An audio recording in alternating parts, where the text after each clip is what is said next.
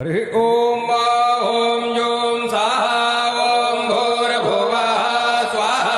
ओम त्र्यंबकं यजामहे सुगन्धिं पुष्टिवर्धनम्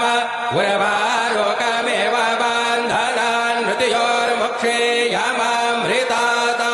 ओम स्वाहा भुवः भुः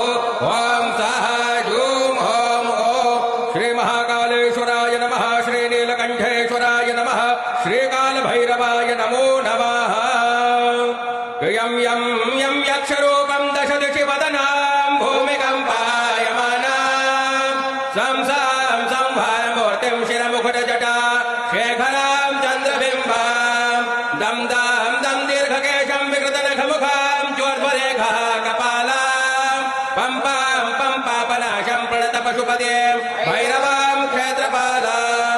देवराजसेव्यमान पावनाङ्घ्रिपङ्कज व्यालयाग्नसूत्रमेन्दुशेखरं कृपाकरं नारदादियोगवृन्दवन्दितं दिगम्बरम्